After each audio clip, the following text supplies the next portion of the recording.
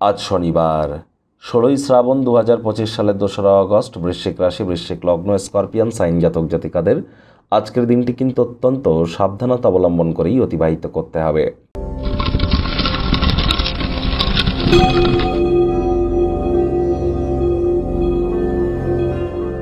ভিডিওটির শুরুতেই আপনারা স্ক্রিনে দেখতে পাচ্ছেন শনি মহারাজের প্রণাম মন্ত্র। ওম নীলাঞ্জনচয় প্রক্ষং রবি সুতং মহাগ্রহম ছায়া গর্ভসম্ভূতং তং নমামি শনিশ্চরম। এটি আপনারা আজ সকাল দুপুর সন্ধ্যা 3 বেলায় মিলিয়ে 108 বার অথবা সন্ধ্যাবেলার সময় 108 বার জপ করুন। এটি আপনাদেরকে বহুলাংশে উপকৃত করতে চলেছে। যারা জুতো সেলাইয়ের কাজ করে তাদের জুতো সেলাইয়ের কোনো সরঞ্জাম আজ কিন্তু আপনারা গিফট আকারে প্রদান করতে পারেন। আজ ভুলেও সাদা রঙের বস্ত্র যেন পরিধান করবেন না, লাল রঙের বস্ত্র যেন আজ পরিধান করবেন না, এটি খেয়াল রাখুন। আজ ভুলেও সরিষার তেল বেগুন খাবেন না, সরিষার তেল বেগুন লবণ লোহা কিনবেন না। বর্তমানে শনি নিজের নক্ষত্র উত্তর ভাদ্রপদ নক্ষত্রে বক্রী হয়েছে। একটানা 4.5 মাস শনি বক্রী থাকবে 28শে নভেম্বর পর্যন্ত। ঠিক কী প্রভাব আপনাদের জীবনকে প্রভাবিত করবে সে বিষয়ে অলরেডি চ্যানেলে ভিডিও কিন্তু আপলোড করা হয়েছে, স্পেশালি আপনাদের রাশির জন্য। সময় সুযোগ বুঝে দেখে বা শুনে নিতে ভুলবেন না। আই বাটনে আমরা লিঙ্ক দিয়ে থাকি। আর দেখুন বন্ধুরা, শনি বক্রী হয়েছে মানে হাইজিন মেনটেন করতে হবে, ধর্মপ্রাণ হতে হবে, কর্মনিষ্ঠ হতে হবে, মাতৃভক্ত হতে হবে, টাইম বাউন্ডিং হয়ে চলতে হবে, তবেই কিন্তু আমরা লাভান্বিত হব। ওই তাবিজ কবচ মাদুলি বা জেমস্টোন বা কোনো শিকড় বাকড় পড়ে কিন্তু কোনো লাভ আমরা পাবো না।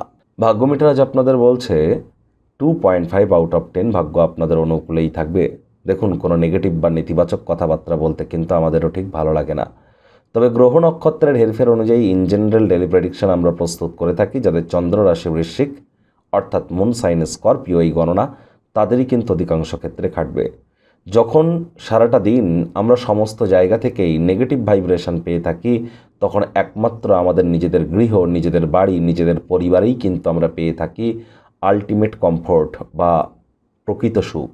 তাই পরিবার পরিজনদের সাথে চেষ্টা করুন একটু সময় অতিবাহিত করার। সামাজিক কোনো অনুষ্ঠানে উপস্থিত হওয়ার সুযোগও আপনারা পেতে পারেন। সেখানে সমাজের অত্যন্ত প্রভাবশালী ব্যক্তিবর্গদের ঘনিষ্ঠ সান্নিধ্যে আপনারা আসার সুযোগও কিন্তু পাবেন।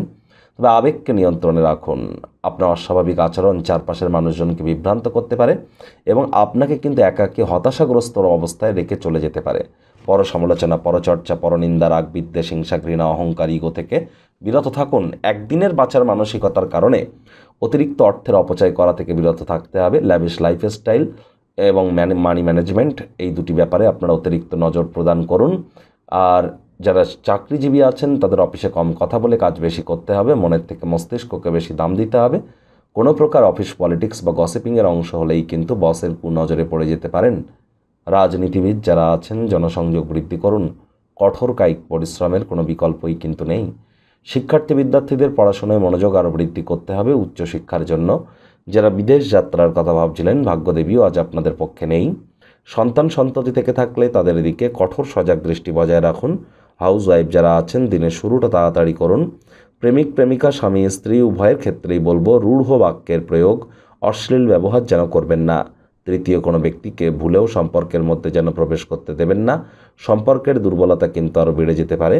শত্রুপক্ষ, বিরোধী পক্ষ আজ কিন্তু একটু হলেও শক্তিশালী থাকছে। তবে ওই গৃহের পরিবেশ শান্তিপূর্ণ থাকবে।